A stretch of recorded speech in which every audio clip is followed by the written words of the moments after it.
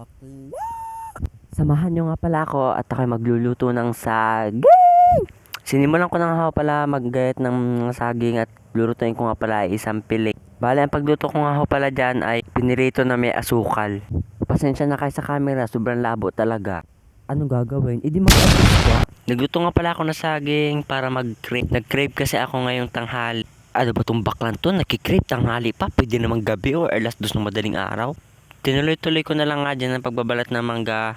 Kayo ba yung tipong kapag nagki-crave dapat masunod nyo? Kasi kapag hindi nyo nasusunod parang gutom pa rin kayo kapag nakakain kayo ng kanin na may ulam. Ako talaga pag ako nagki-crave hanap talaga ako kung saan meron tindahan o kahit ano man dyan. Kahit walang pambili, basta't ako makanakaw pa rin, basta makakain ko pa rin. Ay, charot pala. Hindi ka magaganon. Lalo na pag mga madaling araw, hindi ka makahanap ng kung anong gusto mong makikrave. Kaya dapat bumili ka na ng maaga pa para hindi ka Sa lahat-lahat na makikrave ko, bakit lalaki pa ang nakrave ka? Wala naman mabibilhan sa tindahan noon. Saan ba meron noon? Baka naman mayroong available dyan. Nandito lang ako. Pagkatapos nga po pala ng pagchichismisya natin dyan, tapos na ako magbalat ng mangga.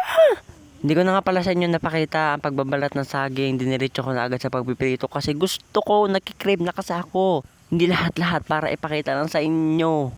Sa pagpiprito nga pala, kahoy lang ang ginamit ko kasi maaksaya sa gasol. Kung binibigyan nyo ako ng sponsored, pwede. Pagkatapos nga pala na po na aking pagpiprito, kinain ko na yan kasi ang sarap. Crave na talaga ako.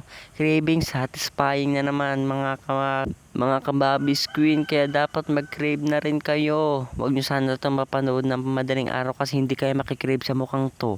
Saging lang pare.